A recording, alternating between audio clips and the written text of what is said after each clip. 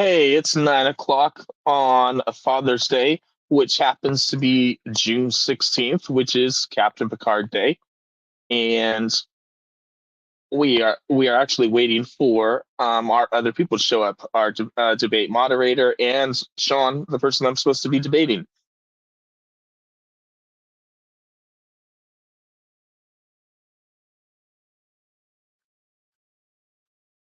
Sean was here and then he suddenly decided to disappear. I had my sister on my iPad, but she needed to get on the StreamYard. Oh, there's my sister.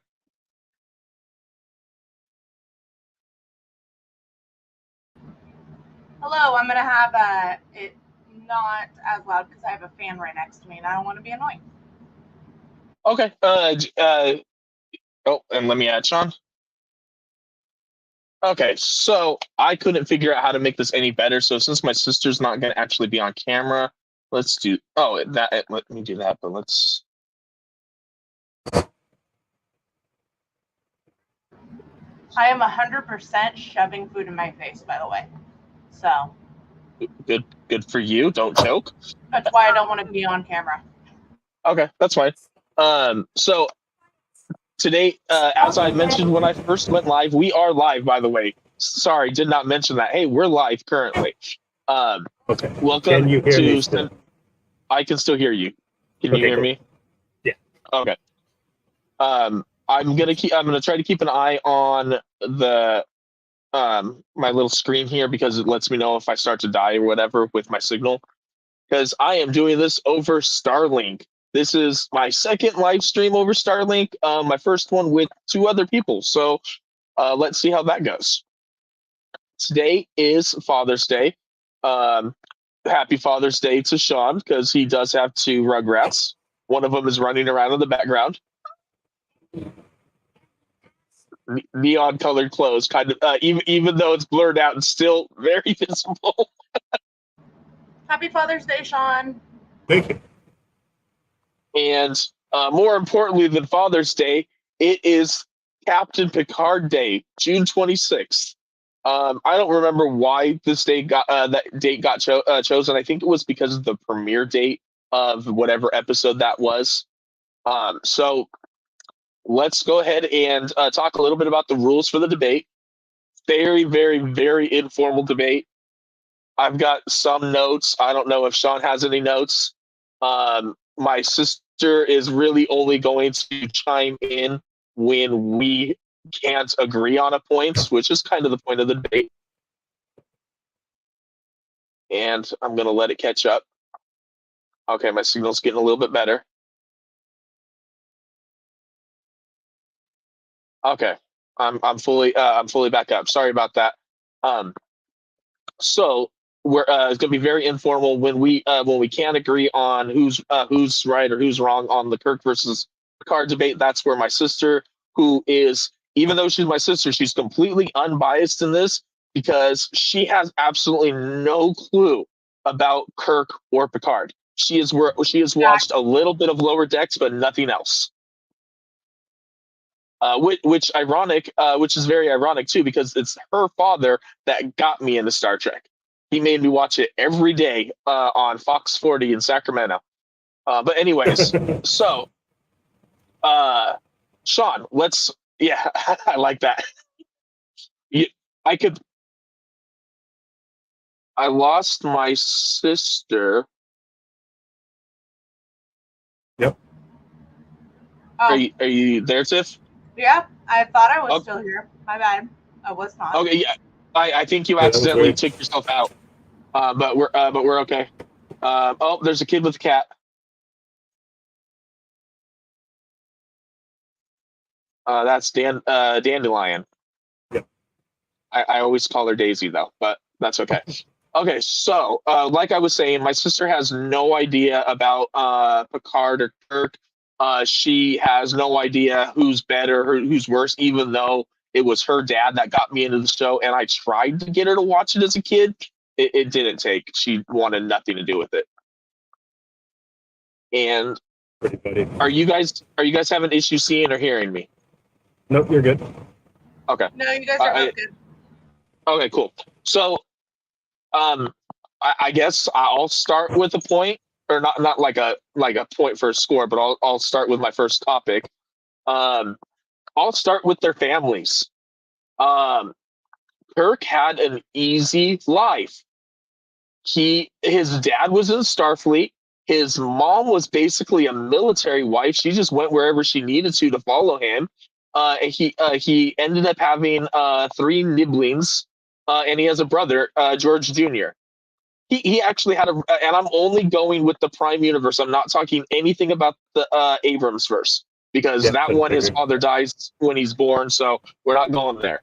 Although I was going to make a reference to Kirk not living up to his dad Thor. Besides that, Kirk had a very easy life. He also had his brother Sam. I don't know why I just have George Jr. on here, because he also has Sam Kirk as for a brother. Picard, on the other hand, had a rough life. I'm not even going to talk about his mom just yet, but his dad was. He remembered his dad as being a little bit brutal, a harder father. He basically was demanded to be working on a vineyard as a kid. I don't know about you, but I don't want to work on a vineyard. That seems like it's hard as hell work. I mean, if Boimler doesn't want to do it, I don't want to do it. He had some incentives. If what doesn't want to do it? Boimler. Oh, Ensign Boimler, and he had some really good incentives. But he had a raisin vineyard. It was a little bit different. In Modesto, California. In Modesto, California. So Picard had a difficult father. We'll just say, because in the show Picard, they kind of back away from his dad being abusive, and they go more towards his dad being sympathetic. So I'll just say he had a problematic father. His brother, he had an older brother, Robert, Robert was always compared to his younger brother, Jean-Luc. Think of it similar to anyone else watching. We do have one viewer. Hi, one viewer. Think about if you've seen Young Sheldon. Basically, Kirk was Picard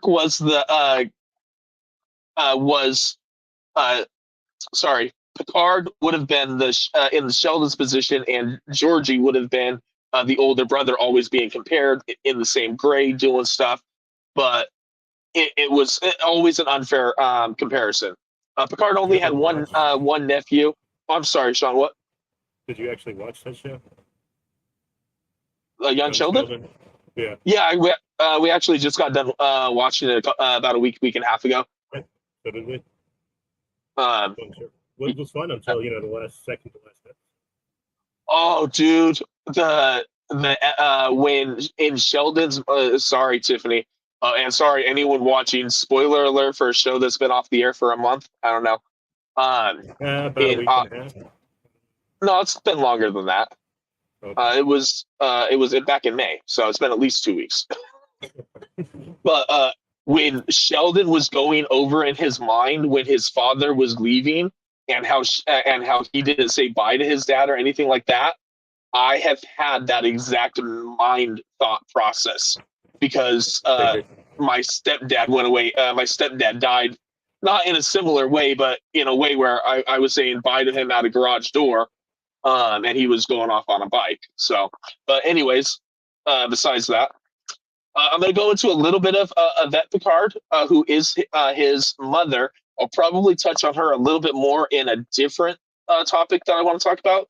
But when he was under a teenager, I think it was like 11 or 12-year-old Picard, he saw his mom hanging. She killed herself, and he was the one who found her body.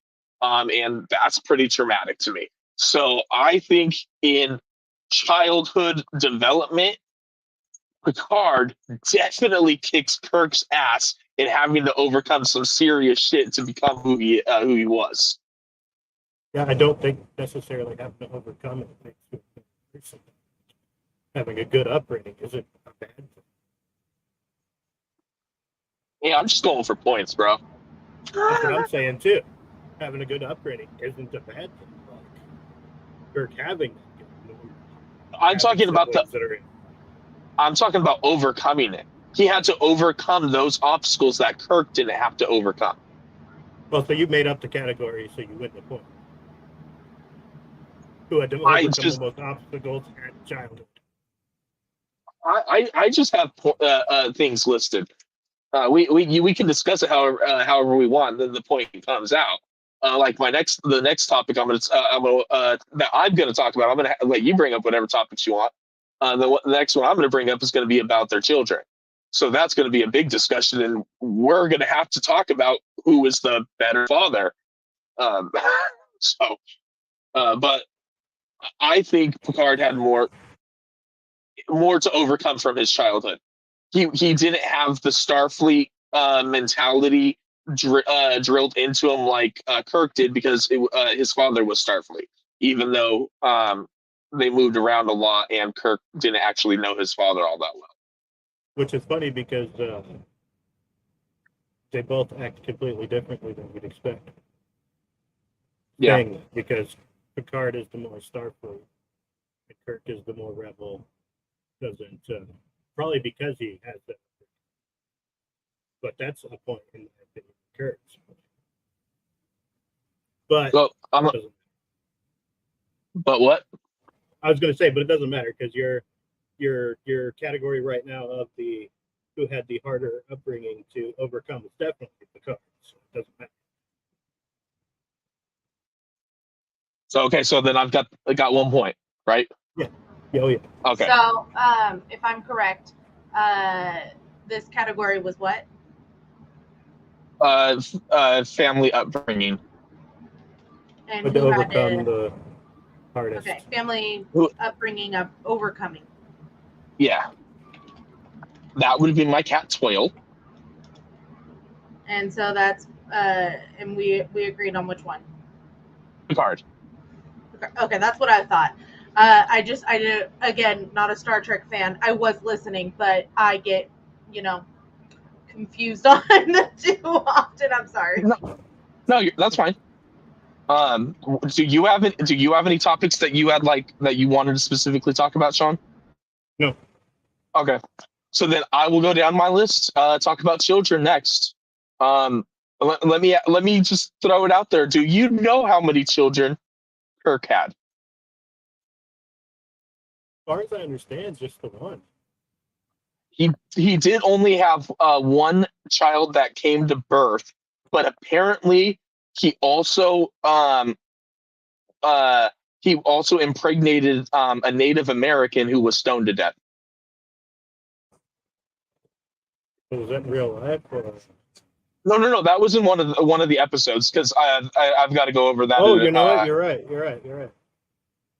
Yeah. So he has one child that is named David Marcus, and the kid basically was taught by his mom to hate Kirk. He was wrongfully taught to hate Kirk, but he was taught to hate Kirk. And the only positive thing I can say about Picard as a father is, as soon as Picard found out he had a child, he was ready to take 100% responsibility, because even when the person wasn't his child, in the Jason Vigo episode, or the episode Bloodlines with Jason Vigo, he went to him immediately because he was in danger, because Damon Bach made it look like he was his son, changing his DNA. Don't ask Tiffany, you'll get confused. But he immediately went to him to get help, or to help him. Technically, I guess Jean-Luc Picard never had any children, so it doesn't matter. What was that last thing? Kirk wins this one because Picard never had any children. Jack Crusher isn't his child. They manipulated his DNA, remember? No, that was Jason Vigo. Jack Crusher from Picard season 3 is his biological son. That's why he's the biological Borg. It could only be Picard's DNA that created Jack Crusher. That's what I thought too, but according to Gemini, Picard, I'll just put it in chat. But I know this is bound to be wrong. And I think it's funny that it's wrong. That's all. And it might be going strictly from TNG and not including the show Picard. It mentions Picard. That's why I put it in the chat right there. Find out when Gemini was last updated, because I put it in the chat. I literally put it in the chat, and it shows it's talking about Picard and Jack. I don't see a chat, bro. Private chat. Click on private chat. Private chat. Okay.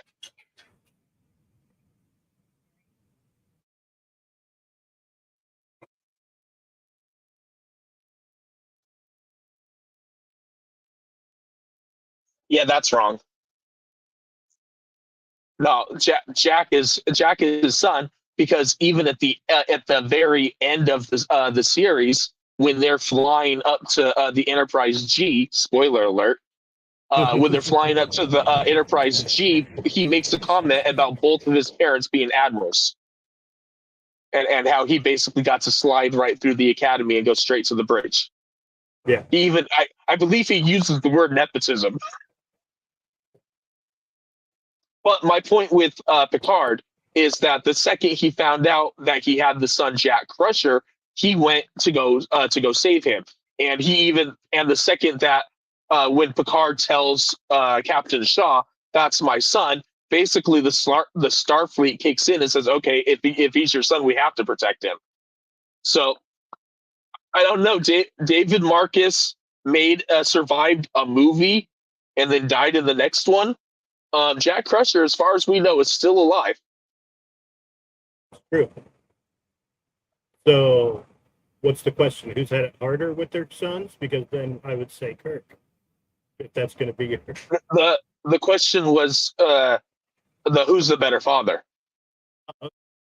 There's not enough information to know, because neither of them have been father of a child. The interactions we've seen with Picard and children have always been horrible. But there aren't enough interactions of Kirk and children. So honestly, this one I don't. Honestly, with this one, what? One way or the other, there's not enough information to say.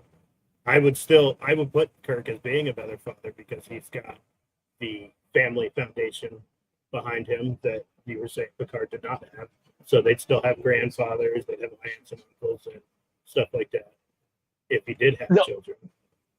Now, Kirk had the potential to be a better father than Picard because of that, but because David Marcus was kept away from Kirk, he wasn't allowed to be a father. And that's the only information we have. Well, there's not a lot of information, is what I'm saying. Well, and the other thing with Kirk too is when David Marcus is eventually killed in the third movie, he lets that fester inside of him to the point where they're able to frame him for the murder of the Chancellor of the Klingon Empire. Yeah, I know. On the flip side, the Borg Queen kidnaps Jack Crusher and makes everyone under 25 into a Borg. So, what do we agree upon? I think it's a draw. They both suck. Draw? So wait, is this where I come in and I pick? Yeah, I think so. I'm gonna give the point to Kirk. Okay, why? I'm not arguing. I'm just curious what your reasoning for that is. Because everyone got turned into a Borg with Jack Crusher, right? No, but he tried. Yeah. Yeah, but that was because Picard's DNA was changed, and when he passed on the DNA to Jack Crusher inherently had a biological Borg connection that then the Borg Queen was able to copy and paste onto anyone under 25 that used the transporter. Okay, but which one of them had a really heart-wrenching moment? Both of them did. Ah, God damn it. Both, yeah. I mean, for Kirk, you've got him meeting his son in one movie and losing him in the next. For Picard, you've got him finding out he's got a long lost son after 25 years with the woman he actually did love for most of his life, and then she left him the moment she got pregnant because she was worried that his enemies would try to harm her son. So that could also be taken into account too, which is also similar to what Carol Marcus does to for David. So I guess you can't really use that. But did Kirk know that his son existed all of his son's life? Not at all. Not at all? Neither so one. They both did not know. Correct. Neither one of them knew until they literally knew. I think both children were like 25. Children. Yeah, exactly. When it comes to them, yeah. So I'm going. My only thing to go off again is Picard's track record with children, which he hates children, hands down. Okay. He just hates. Yep. He hated children, but if he hated children so much, why did he have Wesley on the bridge? Because Wesley was a genius, and eventually Wesley wasn't a child. Eventually, by the time he knew Jack Crusher wasn't a child, and he tried to make an immediate connection too. He took him to the holodeck. They tried to sit down and have a drink, and Jack's like, "No, fuck you." And Picard's like, "No, they weren't children." That's what I'm saying. Yeah. They weren't children. My thing is Picard hates children. He never had a father. He throughout the next generation shows that he did not like them. But he wasn't bad around them. If you look at that episode where they're in the where they're stuck in the turbo lift, he actually worked with those children really well for a person who isn't around children. No, most definitely. But I just, a few times I got on the bridge and everything freaked out. But yeah, the only child who was ever yelled at on the bridge was Wesley. That's true. No, there was those little kids that were running at one time. Now I have a follow-up question to this. Which captain had more emotional support to their crew? Oh, Picard, easily. I'm not Tiffany, more intimately. We didn't catch almost anything you said, Sean. Kirk has a much smaller crew and knew them all much more intimately. Picard had a crew of 300. Picard had a crew complement that was actually around that averaged around 1,012. See, there you go. The 7 seasons. All right, I'm gonna award the point to Kirk. Okay. Okay, how do you want to talk about love interests? Because are multiple love interests positive or a negative? Because Kirk was a slut.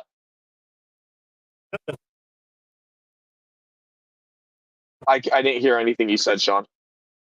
Hey, can you hear me now? Yeah, I heard that. No, is it this microphone maybe? Let me try something. Can you still hear me? Yes, sir. Again? Yes. Now I can't hear you. Now I'm buffering. Yeah. Okay. It's not this microphone. That makes sense. So you got to lean into your computer. We got to get real up and close and personal with your face, Sean. Yes, that's never a good thing. So how do we want to rank their love interests? Is being a slut a good thing or a bad thing? I don't know. I mean, okay, for one thing. Who had the longest relationship? Neither. Well, longest would have to you, probably be Picard because he had that longest and Crusher. gap. We don't know. Well, Crusher he was never really with. He had a friendly. He's at least was in a friendly relationship with her for 60, 70 years. By the way, Picard is a lot older in the next generation than I thought he was. That he's 58 years old when he takes command of the Enterprise. Yep. That was going to be one of my points for Kirk. See, I have something different on that to combat that. But okay. So my thing with the love interests are Picard through 7 seasons and 4 movies has 6 love interests, and he has a child with one of them. Kirk has 24 love interests, marries one of them, and she dies. Not his fault. That's how his wife died. His wife died, so he is considered a widower. Well, he got married, then I say point to Kirk. Do you know the circumstances of why he got married? I don't remember right now. No. Okay, because that's one of that's actually 2 points from now. But he got married. He had amnesia, and he saved the life of a young boy, and they thought he was a god. So the chief of the tribe, the Native American tribe, gave him his daughter. So I don't really know. Do you want to qualify that? Yeah. No, that doesn't count. But did he love her? Doesn't matter. It's not him with amnesia. Yeah, you're right. The question would be, once he got his memory back, did he love her? And I didn't actually watch the episode. I just did research on it, so I don't know. But like similar to a lot of things that happen in Star Trek, is once the episode ends, you never hear about it again. So I think the fact that Picard has more meaningful relationships with women would be better than Kirk just sleeping with every woman he meets on every planet he goes to. Because he slept with 24 different women in 76 episodes. Counting the movies too. No, that's not including the movies. Because he only slept with one person in the movies that he didn't sleep with in the series. Yeah. Because he had to sleep with Carol Marcus 25 years before the movies. So what are you what is the point you're trying to make? Because the point I'm trying to make would be he'd still be the better captain. I don't know. Like where are you getting with this one? Which captain has the best love interest? Which captain pulled the most? Kirk. Yeah, if we go by which captain pulled the most, it would definitely be Kirk. But if we're talking about relationships and how they act with relationships, that would go against Kirk. I'd still say Kirk. Why? Because he had really good relationships too. Look at the lady from Star Trek 4. There's Uhura in general. Love interest. I don't have her listed as a love interest because you can't keep saying Beverly. If you can't keep saying Beverly, if you keep saying love interest, because there weren't always a love interest. Uhura he did not sleep with Uhura, and the one time that he kissed her, it was forced upon him. But no, I'm just saying, but they still had a good relationship. You said relationships. Yeah. If you're going to use Beverly's, if you're going to use Beverly's, then any female relationship works, especially the one from the lady from Star Trek 4. He slept with Beverly. He had a child with Beverly. That is totally a love interest. Yeah, later on. It's not. But that was also way later on, and they immediately went, "Oh, that wasn't a good idea," and split.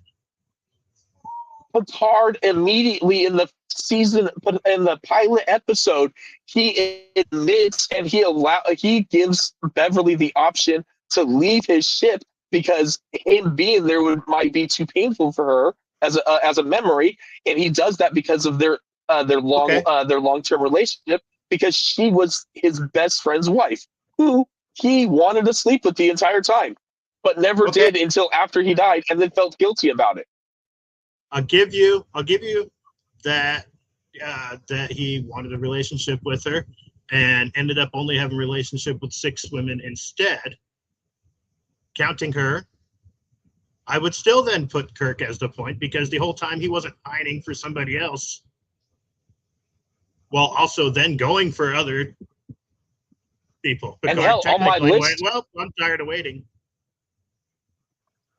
well, Vosh was on Ryza. So does Ryza count? It's better.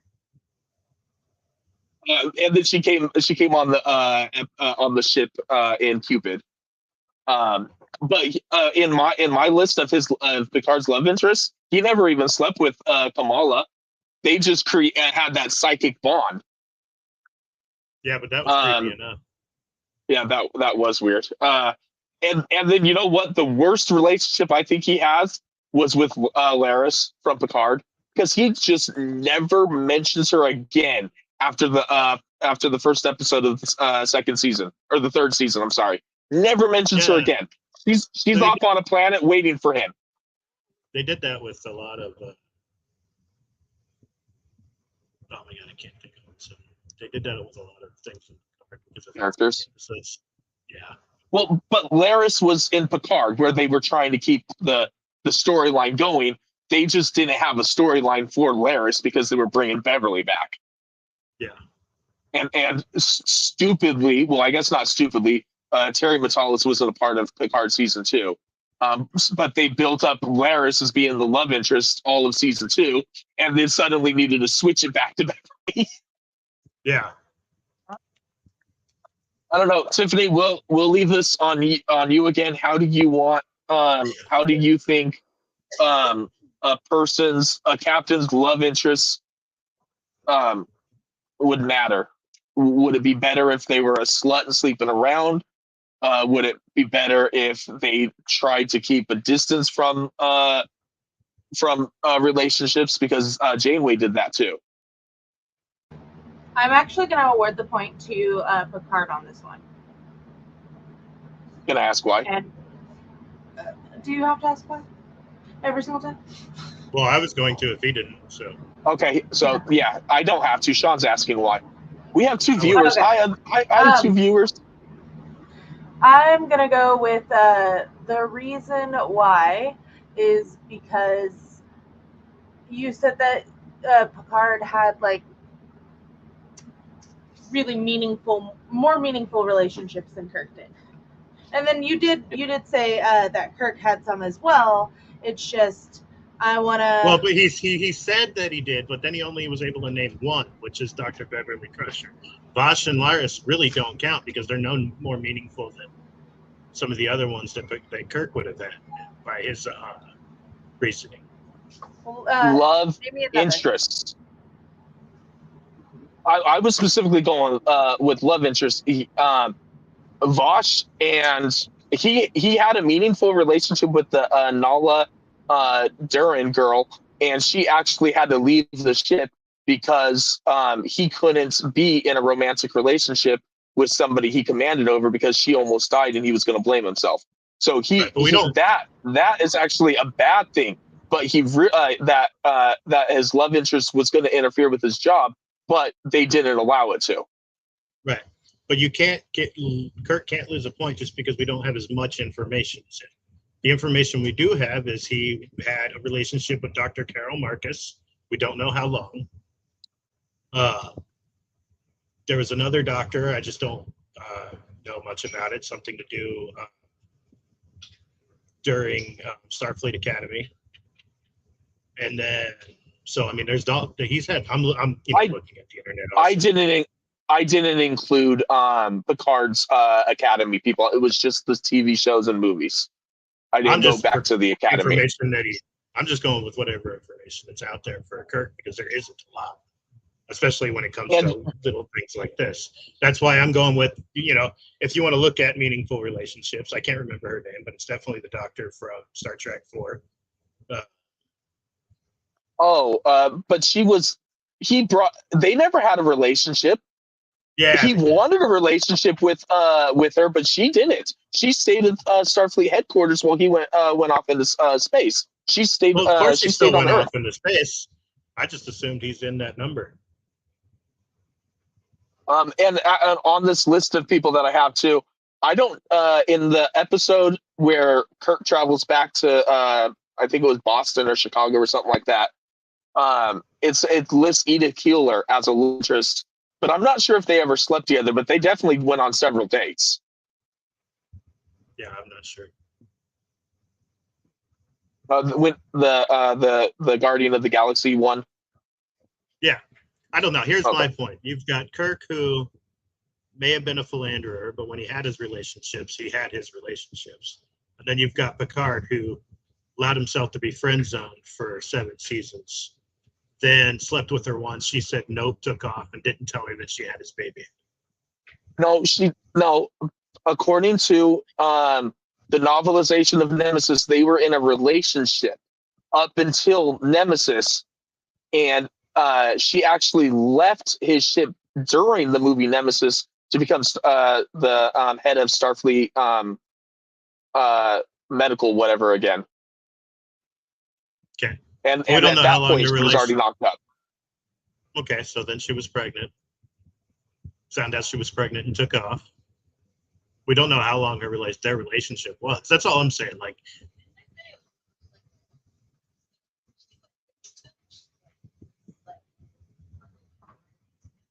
yeah. So what other clarifications did you want, Tiffany?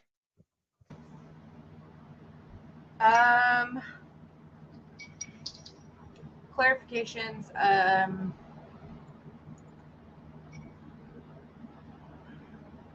I'm trying to think. Sorry, I'm like, because you guys both made really solid points. You're good. Which love interest showed interest back? There was a lot of chemistry there. Well, I mean, that still goes both ways too. I would have to go with Picard on that one, because we never really see Dr. There's Carol never any Marcus. follow-ups to Kirk's love interest. Yeah. Okay, so if there's no follow-ups, but there is follow-ups and there is a child after, regardless of her leaving and friend zoning, I would have to again award the point to Picard on this one. But if you're going to award him for that point, that exact scenario happens with Kirk. That's how we meet his son before he dies. She takes off, doesn't tell him that he has a son. We meet his son, and then he dies. But he wasn't. Carol Marcus and Kirk weren't in a 40-year-long friendship before that, because Kirk wasn't alive that long before that. Kirk died when he was 60 years old. That's true. So we're still sticking with Picard on that? Yep. Okay. My next point was their captaincy, when they first became captains. And earlier you mentioned that you wanted to give it a point for for Kirk, because he was the captain of the Enterprise at 32, while Picard was the captain of the Enterprise at 58. Yeah, but he was captains of something else too. But remember, the Enterprise is the flagship. So yes, continue. Kirk, at the time that Kirk became captain, he was the youngest Starfleet captain at that time. And it's estimated to be around 30 to 32 years old, because they never give a definitive answer on that. Yeah. However, with Captain Picard, they give an exact answer. That's when he was 28 years old when he became captain of the Stargazer. And then what happens to the Stargazer? Like 20 years later, it gets destroyed. Same thing happened to Kirk. Kirk lost the Enterprise and got the refit, and then hell, for 2 movies he wasn't even in the Enterprise. He was in a Bird of Prey. Kirk never loses the Enterprise like that. You're thinking of Picard. He isn't an Enterprise. He does steal a Bird of Prey. The Enterprise is still fine. I don't remember the actual designations of it all, but as far as I understand, Picard is the only one to lose one. No, not completely true with the Enterprises, because the Enterprise C is lost as well. And that's actually going to be an important... What? Which would have been Picard, wouldn't it? No, Enterprise C was the female captain, Rachel Garrett, and she's gonna she's gonna be in the Section 31 movie. Okay. But you remember the episode yesterday's Enterprise, where the Enterprise C comes back or comes through a time portal, and then Tasha from an alternate timeline goes back to the past.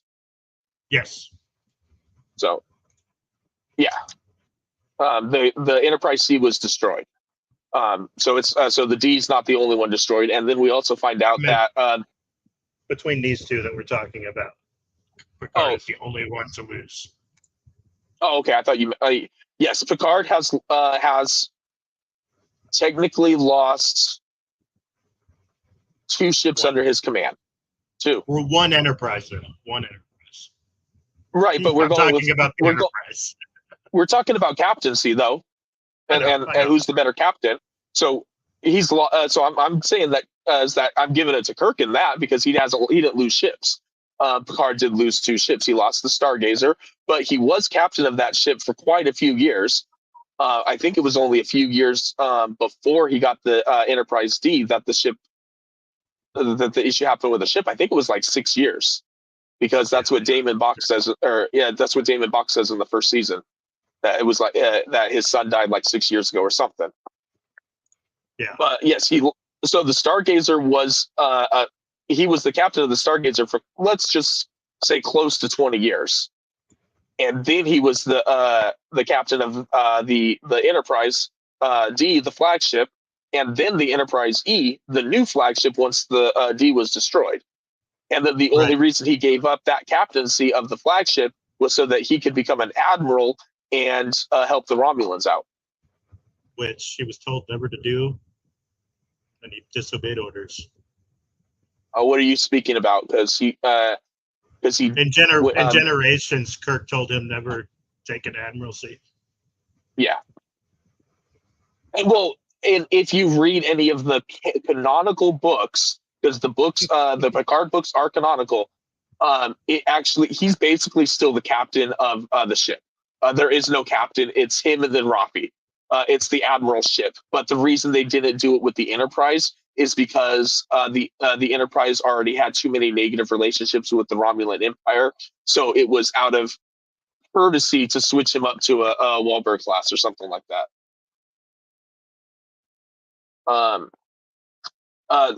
Captain Kirk became could be considered one of the. Kirk became the captain of the Enterprise at 32 because of Pike's time travel. If Pike had not time traveled in season 1 of Strange New Worlds, he would have never gone to the alternate timeline where he saw Captain Kirk as a good captain for the frigate. If he would have never done that little time travel thingy, he would have never known that Kirk would be a good captain for the Enterprise and never recommended him. So the only reason Kirk became the captain at 32 of the Enterprise is because the previous captain had his face melted off. But before he had his face melted off, he said Kirk would be good to take over for me. Which means that in the first place, he was always going to. You want to bring time travel into it, we can just loop around. Either way, he's the youngest captain of the Enterprise. Between the two, we don't know how old the other people were. That's true, but either way, he's definitely the youngest captain of the flagship. Well, the Enterprise has always been the flagship. That's true. Yeah. So, okay. So, captaincy. Kirk was the youngest captain at the time, but 50, 60, 70 years later, Captain Picard became one of the youngest captains of all time, and at least 2 years younger than Kirk was when he became captain. Kirk became captain of the Enterprise either very, very shortly after becoming captain of the Farragut, or in place of. I don't know. It gets a little confusing, like when I was reading the time travel stuff. Yeah. And then Picard, he's the captain of the Enterprise for only 8 years before it's destroyed by the Duras sisters.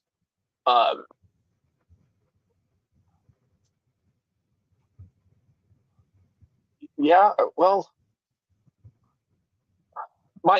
you're the only point that Kirk has that in my thing for leaning towards him is the 32 versus 58, but there wasn't an Enterprise for like 30 years between the C and between when the C was destroyed and when the D was built. So as soon as a new flagship, as soon as a new Enterprise was built, Picard was put into place, but that was still 30 years later. So I don't know. We're gonna have to default to Tiffany again. Hello, it's me, the default. Well, so what is, don't forget about the other ships that they've captained. You remember the Stargazer was blown up, right? Stargazer was not blown up because it was given back to him in the first season of Next Generation. Oh, you're right. I swore it got blown up. All right, whatever. They had to abandon ship. They did have to abandon ship He got court-martialed for it. Not in trouble, but still court-martialed. because it's standard policy. Kirk, Enterprise, never blew up. And if I could remember the damn name of the Klingon ship that they steal, also didn't blow up. So that's 2 for 1. It was in Picard season 3 at the museum, along with the Enterprise A. So yeah. Yeah, I just wish I remembered the name of it. I'm just saying that's 2 ships that he didn't blow up. Well, the Stargazer wasn't blown up, and the Enterprise D saucer section was retrieved and put onto the star drive section of another ship, creating the Enterprise D that they used to save everyone at the end of Picard season 3.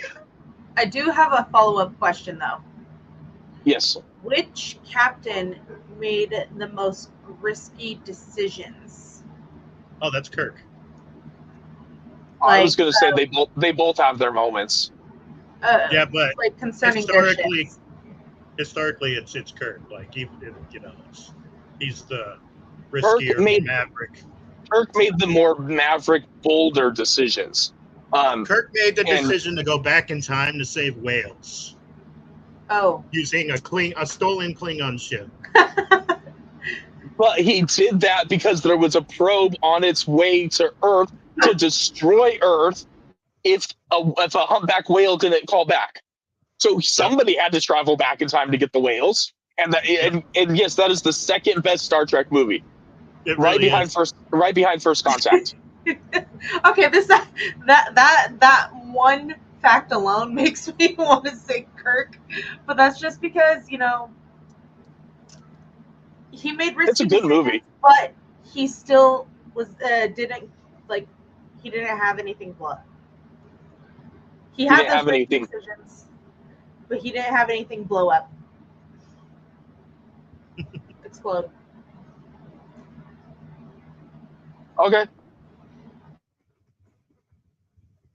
Okay, here's one of so it's 2-2 now. I think so. Tiffany? Yes. Okay, so this follows along with we were talking about the Native American and Kirk having amnesia. When a person has amnesia, they become their basically a default version of their self. They only have their morals and stuff to go with. With that being said, when Kirk got amnesia, he allowed a Native American tribe to worship him as God, and then he impregnated one of their tribeswomen, and then allowed her to be stoned to death. Picard, when people tried to worship him, he allowed them to shoot him in the chest with an arrow to prove that he wasn't a god.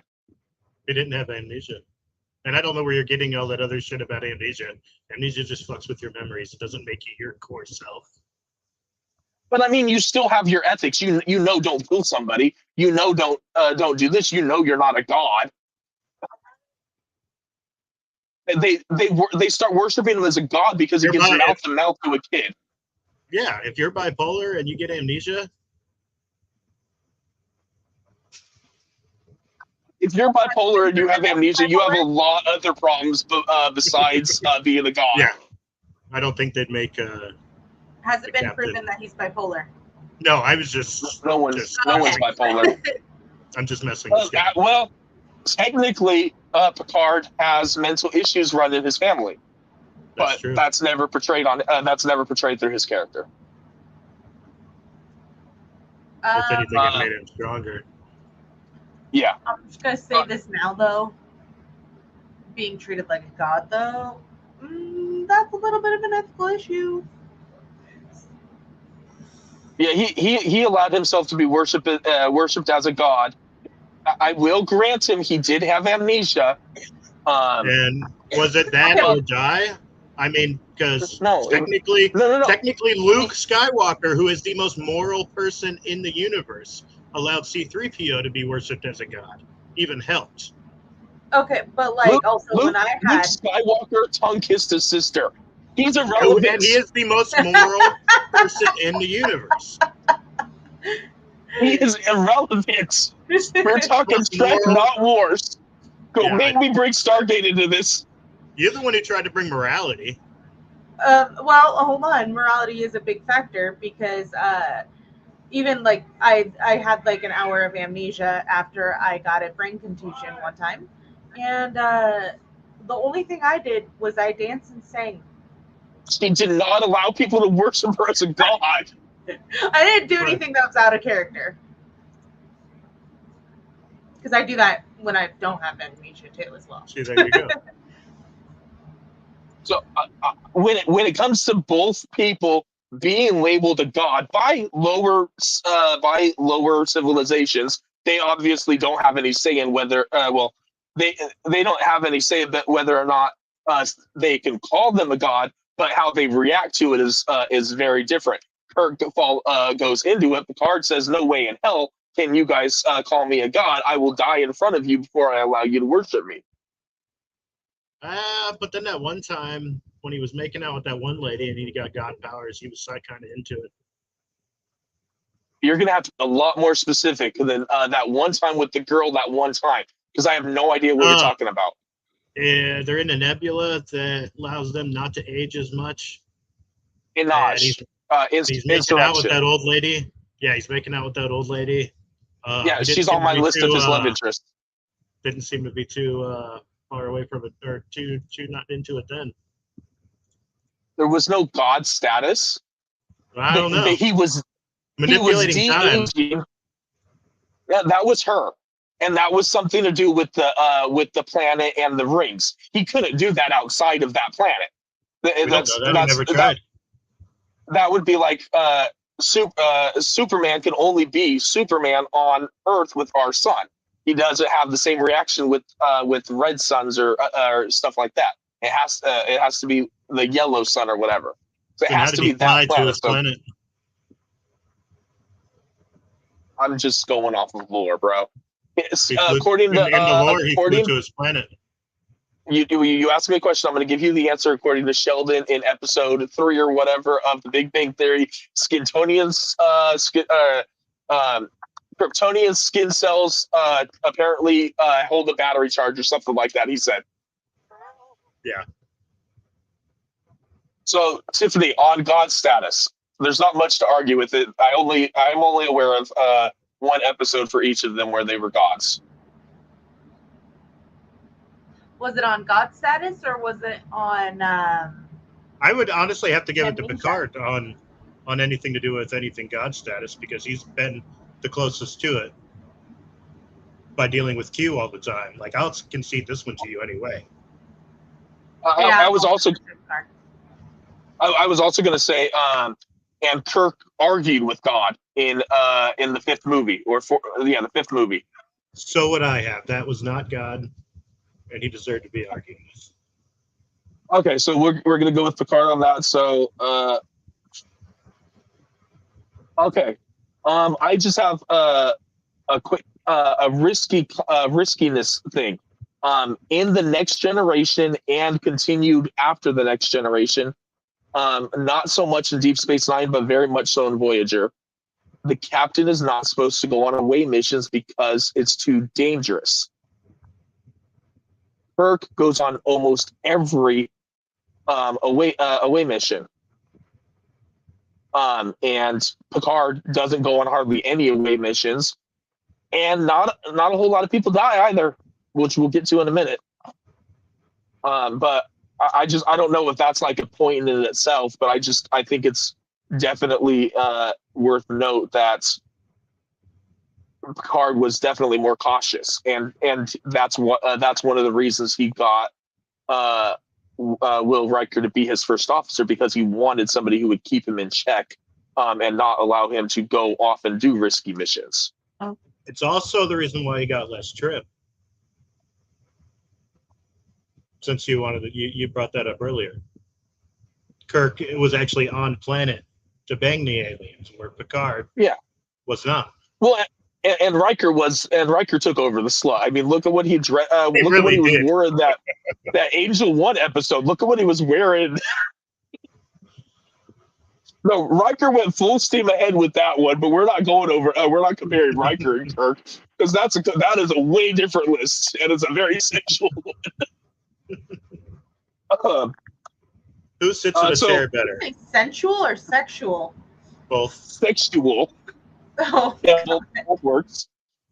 One important thing that I think is very, very important is, according to the novelization of Star Trek the Motion Picture, and this is as close to like real information we can get, during Kirk's 5-year mission, he lost 96 personnel during that 5 years.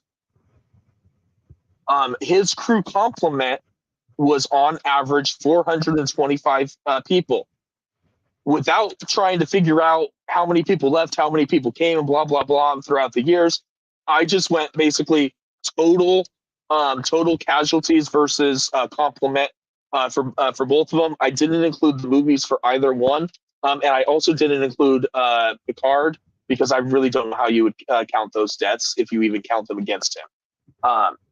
Because I'm not counting the Wolf 359 deaths against him either, because he was a Borg and he couldn't control himself. He didn't do that. The Borg did it. But he wasn't a full Borg. He wasn't a Borg. That was the point. Locutus was only half. It was still him. No, it was not him. He could not control himself. He could not. But he wasn't a Borg. He wasn't controlled by the Queen either. He was Locutus. He was controlled by the hive mind and not the Queen, because when that episode came out, they did not have a Queen. That's true. But he wasn't controlled by the hive mind either. Like, he was Locutus. He was part of the hive mind, but he was controlled. Like, he was not in control. Him as Jean-Luc Picard was not in control of the body or actions that he did. Because I'm not saying he was. I'm saying part of him was. I'm not saying Picard in any way was, but he wasn't just Borg. I'm saying part of him was there. That was the point. He would have stopped him if he could have. He would have stopped himself from killing the people. He would have stopped himself from becoming a Borg. So that's there's not really a good comparison to have on Kirk for that.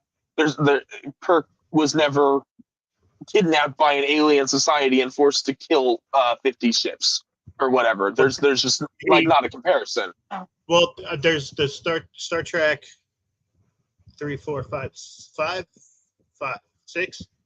I mean, there's the whole one where his son dies with the Gemini. 3, the Genesis device. Genesis device. Thank you. Sorry, stupid Gemini here. The Genesis device is almost as fucking bad as the Borg. I mean, Sega Genesis. All right, buddy. I'm just saying they did have their chances. What is the question again, one more time? Because I got a bunch of information. He's trying to say body count, but then he's also trying to say one of Picard's defining moments doesn't count. Casualties on the Enterprise.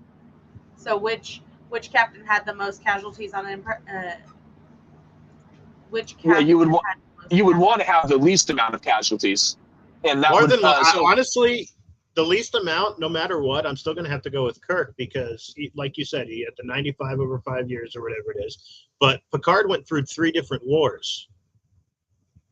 That's why I'm only talking about what's on the show and confirmed, because I can't talk about any of their war stuff, because Kirk was in the Klingon War also.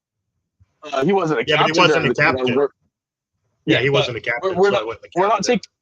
We're not taking any wars into account. We're talking about people who died on the Enterprise. Over 5 years, Kirk lost 96 people, which is 0.225% of his crew. Picard lost about 50 people over 7 years, with a crew complement of 1,012. His casualty rate was 0.054%, less than a quarter of what Kirk's percentage was. And it's over more time. It's 7 years instead of 5 years.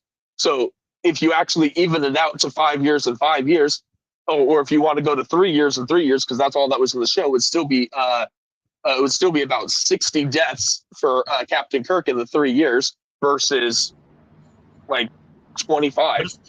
He didn't have. I guarantee he only had maybe 30 to 40 deaths in those 3 years. For the show time, the show period. I'm not talking about the books that you pulled out your butt.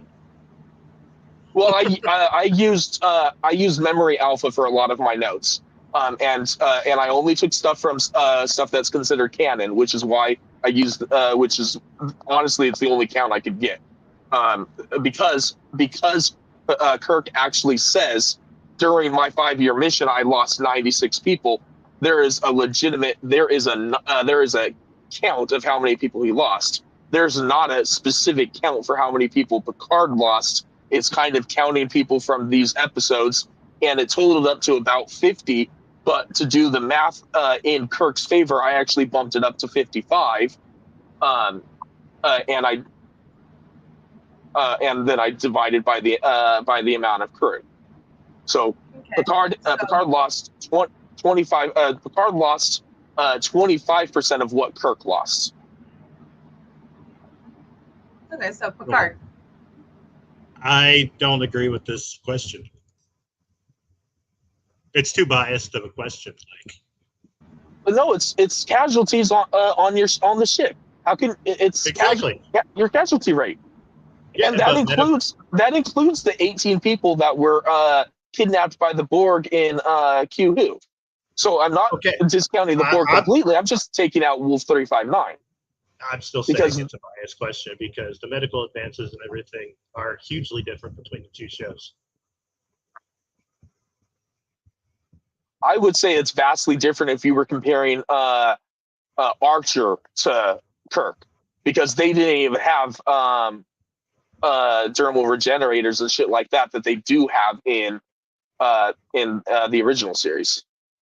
Because McCoy way more people get transported up and fixed than they do in the original series. They just die. But because I didn't make the questions, so no biggie. Continue. Well, in the episode where Kirk goes back in time and McCoy goes back in time, McCoy is talking about how he'd like to see the hospital because they've got sutures and stuff like that, and he doesn't see that stuff. And then in the movie, he gives he makes a comment about they might as well be using leeches or whatever, and he gives the old lady a pill and she regrows a liver or a kidney or whatever it was. I believe so they both had advanced technology. Guess what they never, ever, ever use, ever once in The Next Generation? I'd never seen anybody take a pill. So that's a huge leap in technology. If they're still using pills in the original series. In canonical, this was not on Enterprise or The Next Generation, but it is still canonical. In Deep Space Nine, when the Red Squad is flying the Valiant, or whatever the ship is called, the captain of that ship is a pill popper. Okay. Like he has an addiction to pills. Like they make a scene on the about black him. market. I'm just saying. He got them out of sick bay. Like the medical person is literally there asking, "Is there something I can help you with, Captain?" He's popping the pills. No, I'm good. So I'm there just are saying pills the still. advancements in medical technology and everything are huge. Like they're night and day difference. So is the advancement in weaponry and killing people. They keep bringing people back to life in the next generation side. Like they see the look at Lower Decks. Nobody they keep bringing them back to life. Nobody dies. And Lower anymore. Decks. Why? Yes, Lower Decks. The Black Mountain and the Koala are good for Lower Decks. Who on Picard or who on Next Generation was brought back to life other than Worf? Well, technically that one lady, but I can't remember her name. That's not helpful. Yeah. She wasn't brought back to life. She went back in time and then became a Romulan. I don't fucking remember. Oh, Tasha. Tasha, there you go. Yeah, Tasha Yar. Such a weird. Yeah. All right. Well, what's your next category? Opinions. I'll be honest. I did not watch the entire series of TOS. And I can equate it to I can't watch it because it's the same reason I don't go back and watch Leave to Beaver and I Love Lucy. It's out of place. Seeing the weird sexualization of all the women on the Enterprise and the different comments that they make and stuff like that. At the time in 1966, it may have been appropriate, but looking back on it now, a lot of it is really difficult to watch, and it's really inappropriate. A lot of stuff with Aurora is inappropriate. Yeah. So I tried to take that out of it, and that made it difficult for me to watch just because of the time frame. I can watch The Next Generation and Deep Space Nine and Voyager because I grew up in that time frame. That time frame was my childhood. So there hasn't been a whole lot of stuff in that hasn't aged badly. A lot of people argue about I think it's the Code of Ethics episode in season 1 of Next Generation being a really racist episode. It was, and I granted that's a bad episode, but that's really probably their worst episode. Yeah. But my next thing was opinions. In the couple episodes I watched with Kirk would ask for Spock's opinion and then do whatever Kirk wanted to do. And there was even an episode where Spock specifically asked him, "Why do you ask for my opinion if you're going to do whatever you want anyways?" And he says, "It's emotional support," or something like that. He makes a smart ass remark. And he's literally like saying, "I just want to hear what you're going to say to make sure that I'm right because I know you're wrong." So it's really fucked up. But on the other hand, Picard has tons of conferences. Everything that Picard does is a conference, and he listens to everyone's decision or everyone's opinion before he makes a decision. With the rare exception, and a lot of people online talk about this as being an anti-Picard moment. In the movie First Contact, Beverly Crusher makes a comment about once the captain makes up his mind, there's no changing it. And then Millie goes in and starts arguing with him and calls him Ahab. Even everyone that's you see online says that Beverly Crusher never really said that, and Picard always listened to his people, so it was he never really blocked anyone out. When he got angry, there was a couple episodes when he actually did focus or put his mind to something. It just didn't happen often. But in more episodes, he was more likely to listen to his crew than Kirk. Yeah, definitely. Oh yeah, it does. Yeah. And to me, that's a big part of leadership is being able to listen to the people around you to make the correct decision. See, the shows were really different. Kirk and that era, you get them on the ship a little bit. They're on ground a lot more, like you said, because he does more away missions and everything. But when it comes to, I don't know, I feel that he does listen to them. They're just because there's a smaller crew. But yeah, he very rarely did he ever ask for Sulu or Ahora's opinion. He was telling them to do stuff and they would relay information, but very rarely would he actually ask them for their opinion.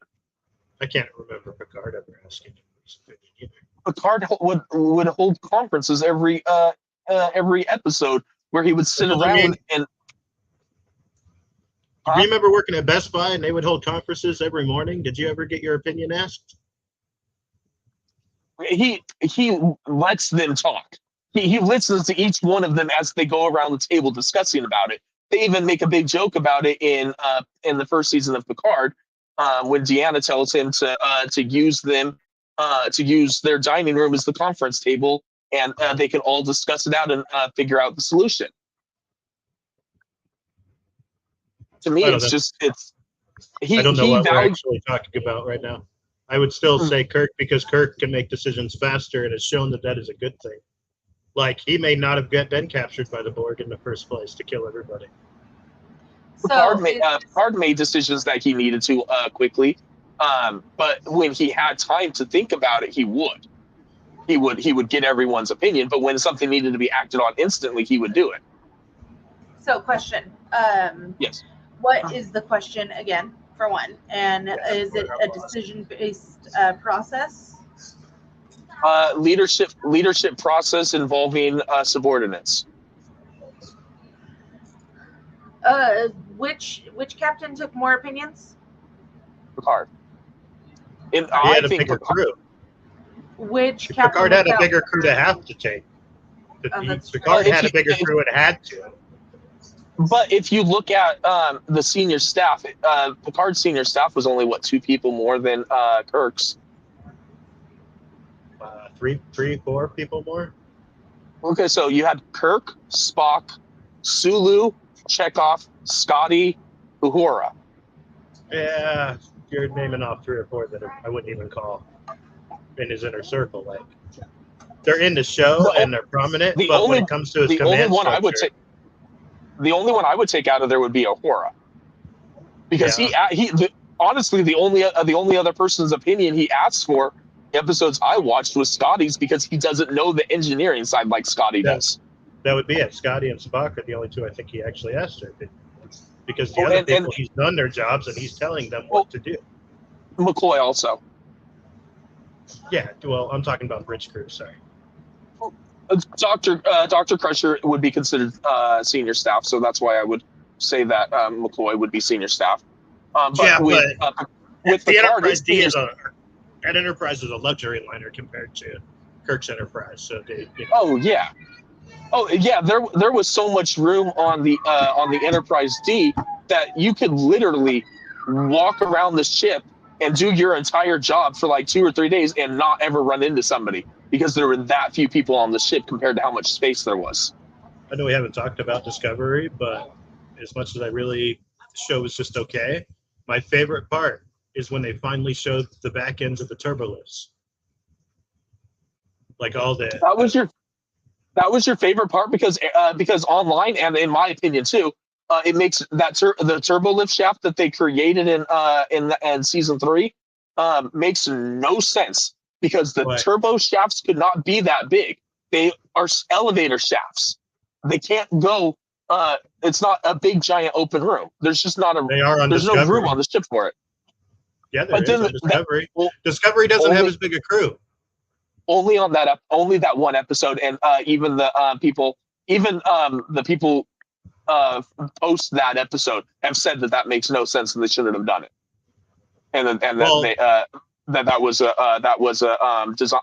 a design flaw, or it was a flaw by the director and executive producer or whatever at that time. See, I thought it was a point to show the scale, just the massive scale of how big these ships are compared to how small people are. Like, what are they, like 300 people on Discovery? But the ship looks like it could hold 3,000, 4,000, 5,000 people, but it can't, because of all the space taken up by these giant. Discovery is only slightly bigger than the Enterprise. I thought it was much smaller than the Enterprise. Than the first Enterprise? Oh, yeah, I thought it was smaller. Oh, no, you're right. It might be a little bigger than that one. Doesn't matter. Let's continue. All right. Yeah, we were talking about leadership. Leadership, in my opinion, leadership qualities require listening and taking in the opinions of the people around you. Well, they do. One of the reasons require being a leader. So if you're going to successful, one of the reasons who's the better captain? one of the well, yeah, but you were just saying you mentioned Best Buy. One of the reasons that we didn't like any of our bosses is because they never listened to any of us. So that's the same thing. We didn't mind Mike if he didn't listen. Anyways, we're not going to bash them. Who had better leadership skills is what Tiffany wrote. So I personally think that Picard listened and valued his senior staff a lot more.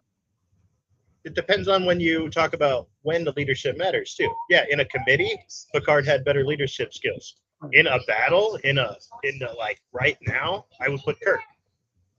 Like, yeah, if you got time to sit down and do a committee and hold a vote, then yeah, Picard. Okay, I'll give you that. Picard has on the bridge when Picard had to outflank the Ferengi. He created a maneuver where it looked like his ship was in two places at once, causing the Ferengi to fire at the wrong ship. You mean the thing that everybody thought of the first time they saw the ship capable of war? Well, and for some odd reason, the writers decided to figure it out then.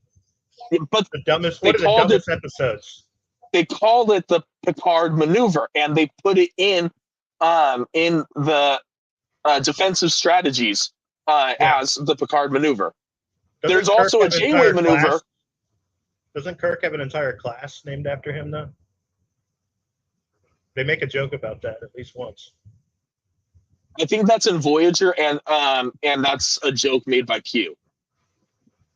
Yeah, I don't remember, but again, it comes down. The leadership skills are okay. So I was on a boat.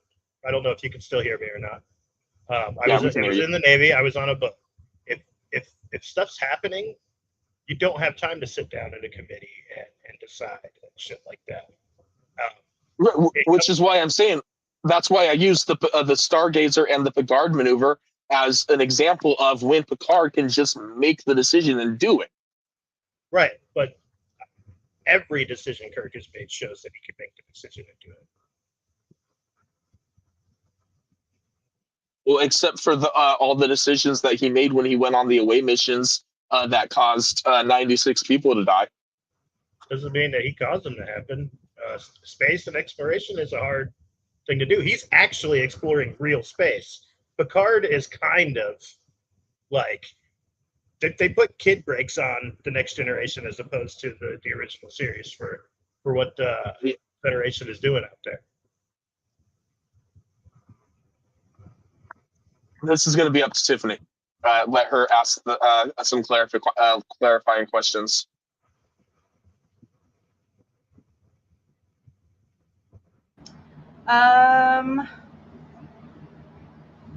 Okay.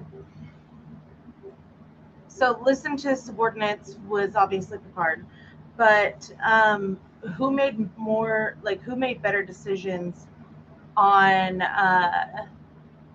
the overall well-being of the crew? That's a loaded question too, because is it a loaded question? I'm sorry. Well, but because Picard's Enterprise was built for the well-being of its crew, Kirk's Enterprise was built for war.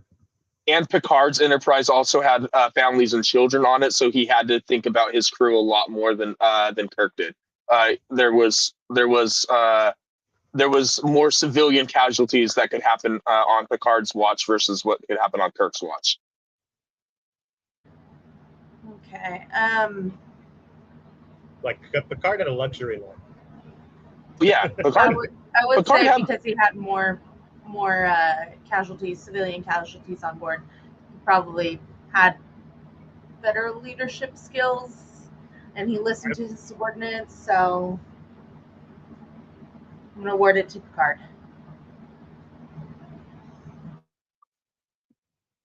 Okay, we don't need to give a point over this. I just want to make a comment about how much of an over actor William Shatner is in the first two seasons of the original series, especially the first season where the lighting on the bridge is terrible and all you see is the light going across his eyes and nothing else is lit around him.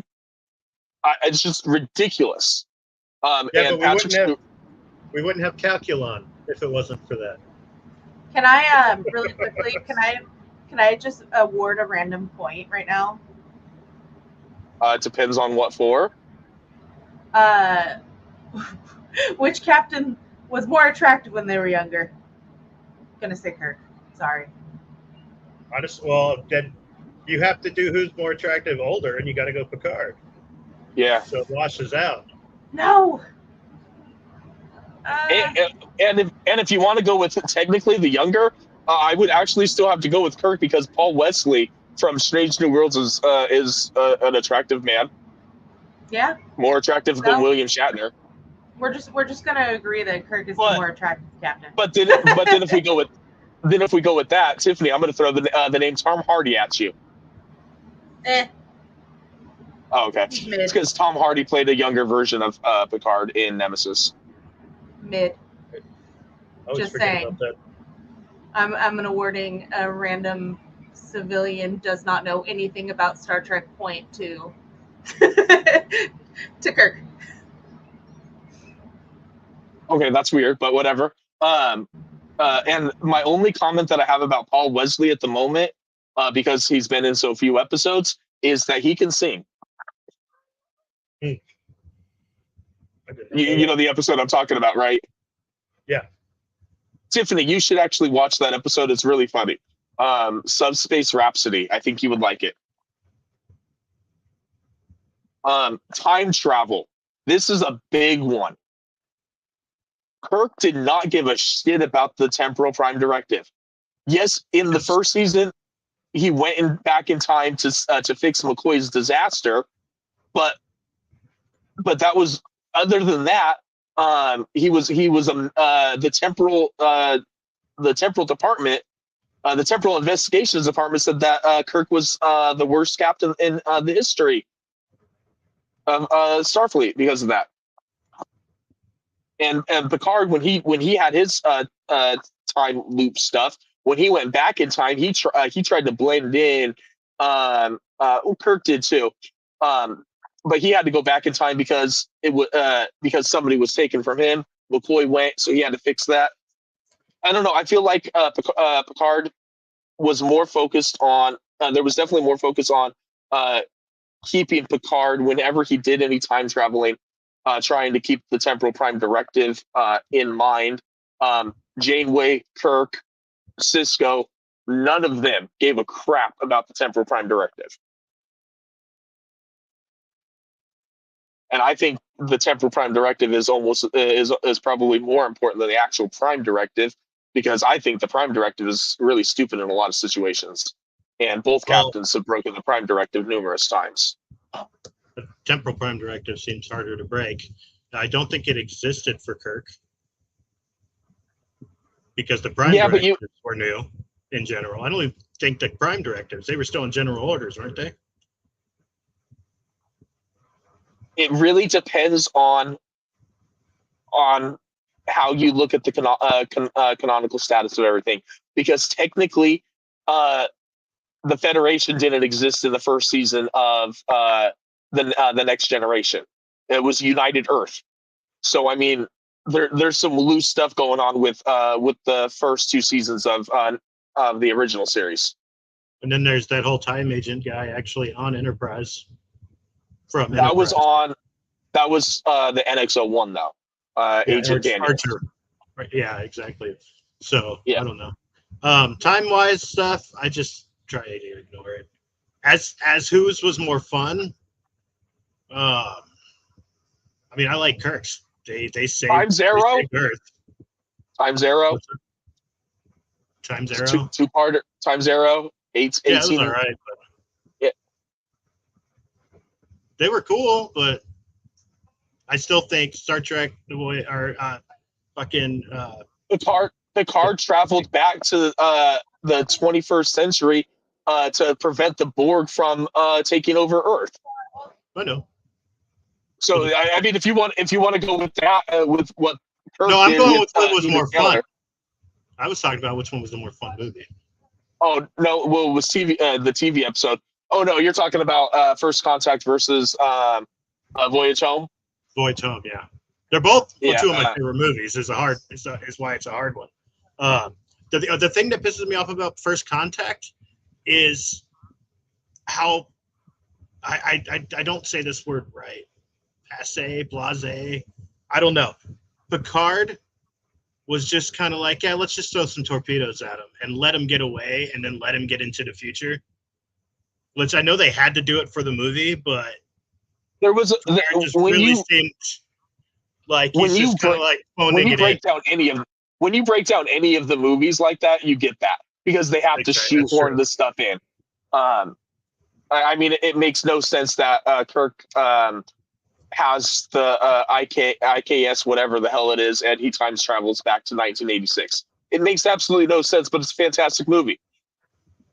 The only thing to me that makes no sense about it is how easy it was for them to time travel. Because, like, why isn't every warp-capable person doing it?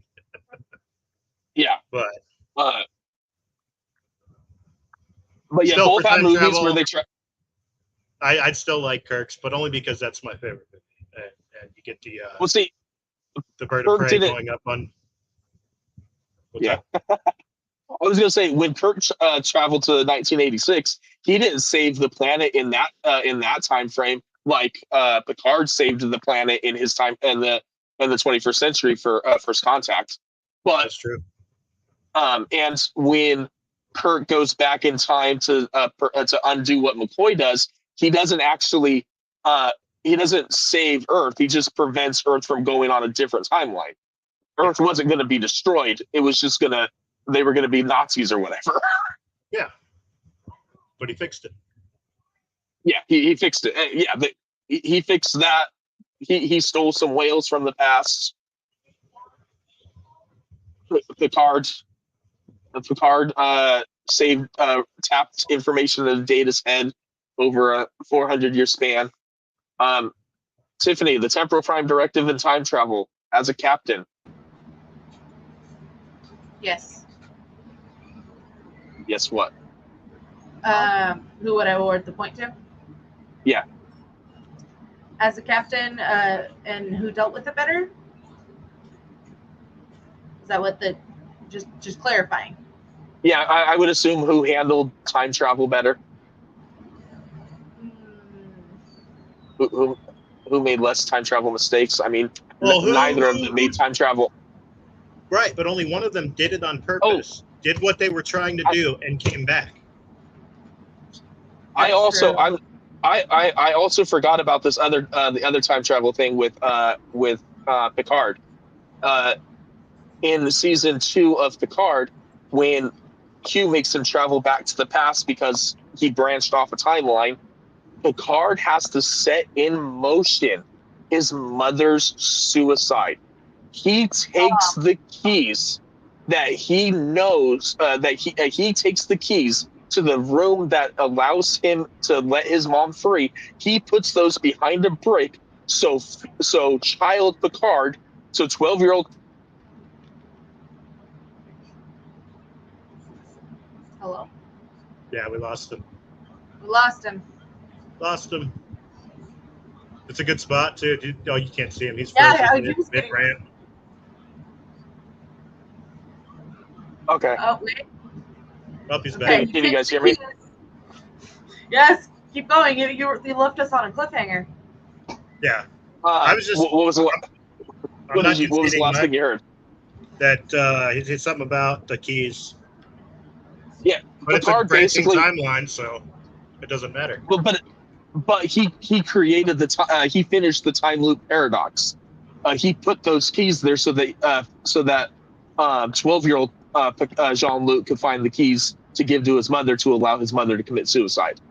So knowing all of those steps and knowing that this is how time has to proceed, he allows his younger self to free his mom and commit suicide when he could have easily stopped it. He had the keys in his hand and he could have thrown them out the window, or he could have vaporized them with the phaser. He knows she would have done a different way. Doesn't matter. My point is only one of them went back in time on purpose with a clear purpose, did their purpose, and came back. Picard's was on no, Picard's was all on purpose too. When he traveled in Time's Arrow, he knew that portal was going to take him back to the 19th century in San Francisco, because that's where they found Data's head. And Guinan told him he had to go on that mission, or they would never meet. Doesn't count. He's got Guinan telling him what to do. But he goes back. He does exactly what you said, though. Stronger point, though. What? How? I don't know. It doesn't matter. Yeah, Again, in my point, Picard has to go and track down. They have to go steal a ship. It's not their ship. They go and steal an alien ship that none of them know how to run. Use it to go back in time and do their mission. And they do it without screwing up the timeline. They even bring somebody forward with them without screwing up the timeline. So that you know of. Eh, the whales. Whales. When Picard time traveled in the past on purpose, like you're saying the Kirk did on purpose with the mission, he fulfilled the mission and he brought Mark Twain to the future, and then to put Mark Twain back in the right time frame. Mark Twain did that, but none of the time stuff got screwed up. They even had Jack London talk about his book Call of the Wild on the thing. Oh, I'm in space. No way. Please go for it. In space, no way. All right, let's finish this up. So yeah, this one's back to you, Sif. I'm gonna disagree with Sean on this one, because disagree or agree? I couldn't hear. Agree. Okay. Disagreeing with you, Scott. I'm not disagreeing. I'm just saying that you're. Oh, okay. He made very valid points. Okay, we made the same points, but okay. The only thing I have left now is the amount of episodes that they had. Both of them did technically have 2 series, because William Shatner did voice Captain Kirk on the animated series, and Lower Decks has made the animated series canonical. So I will give him those 22 episodes. Captain Kirk had a total of 101 episodes.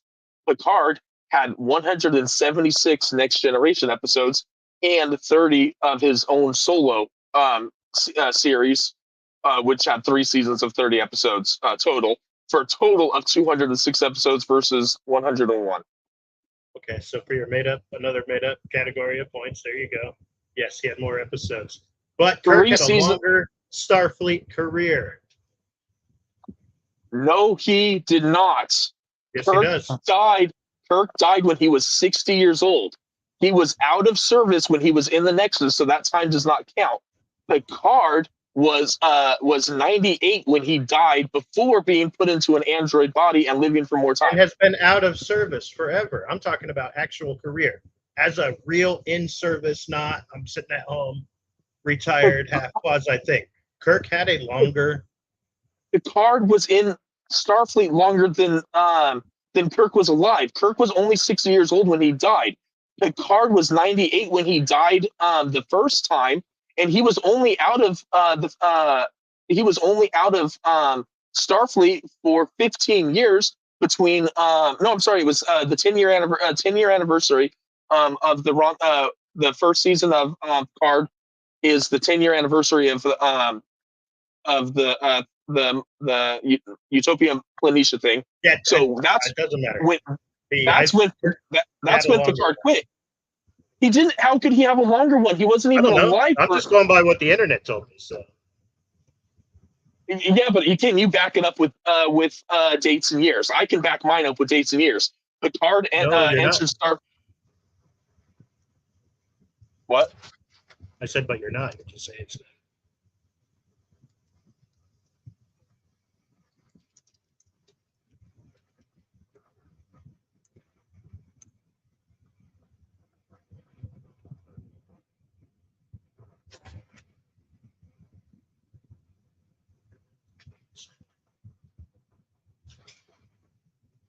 Picard graduated from Starfleet Academy in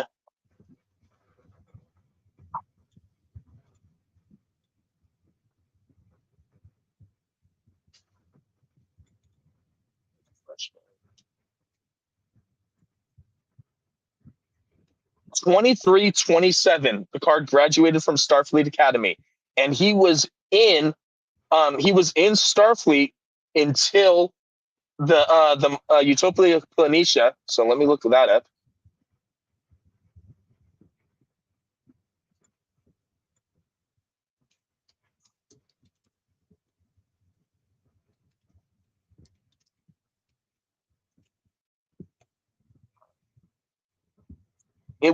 Utopia Planitia was destroyed in 2385, and Picard graduated from Starfleet in 2327. So Picard was in Starfleet for 58 years before the synth attack.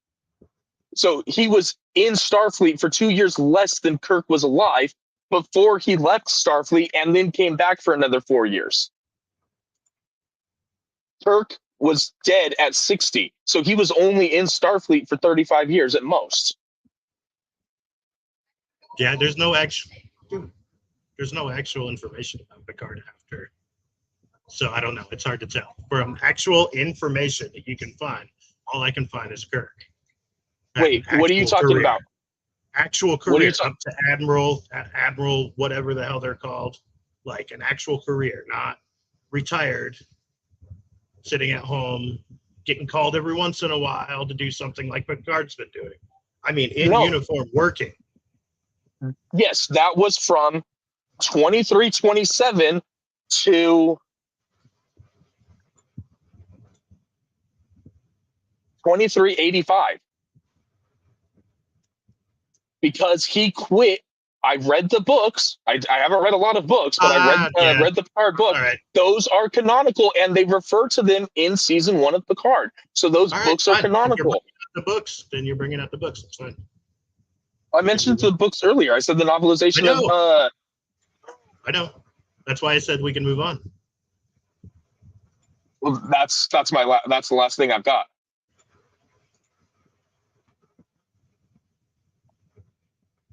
If you want to go by based on how long they were in Starfleet, Picard was in Starfleet longer than Kirk was alive, so Picard would get that point. I still don't think Picard was, because we don't know a lot about Picard's later years. Like all that time when Jack's alive, he's not in Starfleet. Almost the entire time Jack's alive. I don't think he's in Starfleet. Yes, he is. That 24 years, however old he is. I don't think that entire time. For the first 10 years. In Picard season 1, Picard tells the interviewer that he left Starfleet after the Federation gave up on the Romulan supernova relocation. He specifically says that. So then I can go to the book to pull out the date that happened, which it also happened in the short Trek Children of Mars, and that's canonical too. Patrick Stewart is actually even in that episode as an active admiral. So Picard is in Starfleet for 58 years from graduation to the day he retires, because the Federation says no. He's in it for 58 years, and then when he takes a break for the 15 years, he comes back in 2999 for another 3 years, and now we haven't gone past 2402. All right. I think that's 6-4, if I'm not wrong. Okay. Oh, no. Yeah, it is. Tiffany, debate moderator. Yes, hello, hi, I'm here. Yes, you have to make a ruling. I have to make a ruling? Yes. Okay.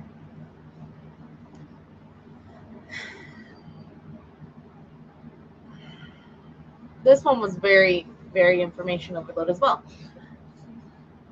Well, does it matter that Kirk actually has a real body? Okay, I don't count those last 3 years. I'm sorry, you don't count those last 3 years. He's still a Starfleet member, crew. He's still a Starfleet officer for 58 years, and Kirk is only alive for 60. Okay, so the general question is who was in the Starfleet the longest? Yeah, but between, I guess, who was in Starfleet the longest and who had more episodes and camera time, I guess. I don't know, because camera time doesn't sound right. But Camera it's, time would definitely be Picard. Yeah. Okay, and probably Picard on this one, because if he had it was just, you know what? Actually, because of that, I'm going with Kirk. Tiffany. You had to dance. That was for Kenny, because Kenny, I was going to mention Kenny right now. Kenny on our Discord said that Picard better win. So this is for you, Kenny. Happy first Father's Day. Picard is the best captain. With the bias list of questions. Hey, you could. I told you how many weeks ago that we were having this, and you could get all for jack shit. I gave you most of your notes. I don't have any notes. That's what I'm saying. When we were going over points and stuff, I had on my paper. I had one side that says. I had one side that says Kirk and one side that says Picard. I got one question for you. Who had the better nemesis? Picard. He had the Borg Queen or the Borg. You, of all people, shouldn't be answering that, and you know it. Khan was a decent Khan was a good movie villain. He was a terrible. Oh my God, that episode was awful. He was a terrible. Picard's worst villain, and Picard's biggest nemesis is an ornament on a desk. Was a god.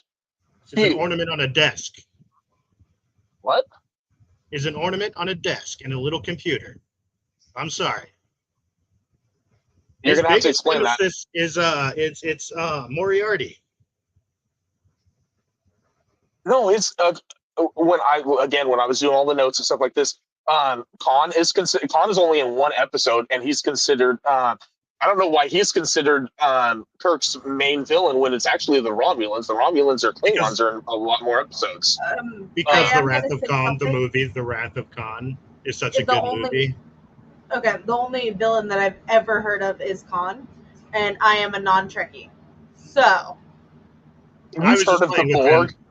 And I'm just making up a category anyways, but. Tiffany, you have heard of the Borg. I know you have. I have worn my Borg shirt around you. That's great. I don't know what it means. Yeah, exactly. The only thing I can remember is Porg, and that's from a different star. No, Borg with a B, not Porg. I know. I was saying the only thing that I can remember that ends with an ORG. Trouble. Say hi, Trouble. Hi, Trouble. So I'm just saying that Kirk would win this one is because that's the only villain I've ever heard of in Star Trek is Khan. So that's because you're in love with Benedict Cumberbatch. Well, there's that too. Yes. That was Into Darkness when he played Khan. That is true. I do love Benedict Cumberbatch. Now he has a nice butt. She said what she said. Okay. But yeah, so we got Tiffany's bias goes back into it because of her love for Benedict Cumberbatch. So boom. Well, but no, again, it's the only villain I've ever heard of, honestly. There you go. All right. Well, it was fun. You've never heard of the Klingons or the Romulans, or the Ferengi or the Cardassians? I've made jokes with you about the Cardassians because I always make fun of Keeping Up with the Kardashians and saying that it should be Keeping Up with the Cardassians and should have been a sequel to Deep Space Nine starring Derek. That doesn't mean she gets the jokes. Yeah, it doesn't mean I get the jokes. But it's late. Let's do this. Okay, yeah, we'll wrap it up. We've been doing this for an hour 45. Tiffany was going to say something though, and we keep cutting her off. Tiffany, come back. I'm good. I'm writing in chat. You're- Sorry. Okay. So final score. You know what? I'll go ahead and give that one to you, Sean. That Kirk has the most famous villain. I'm not gonna say he's the best villain. I'll say the most famous villain because I don't think he's the best villain. He had 2 projects. The Borg were in a lot more shit, but that still would be 6-5 Picard. So Picard, according to the Central Valley Geeks, Picard is better than Kirk by roughly 20%. He is 20% better captain than Kirk because that's how math works. That's a really biased way to do that, but But so then if you take Data away, Kirk is the better captain. Because Data is definitely worth more than 20%. Data is the Spock of the next generation. That's true. You wouldn't compare Riker and Spock with each other. You compare Data and Spock. No. But anyways, Picard's the best captain. I can do it. You We lost him right there. Yep. His hands are up in the air. Yeah, that was pretty funny. There he is. Yeah. There, I can do it too. I'm not frozen. You guys can't see me. I'm doing it too, though. All right. I'll talk to you guys later. Well, live long and prosper. Yes, live long and prosper. Don't do drugs. Oh, what? Stay in school. Whatever, all that good stuff. Bye. Is this my cue to leave too?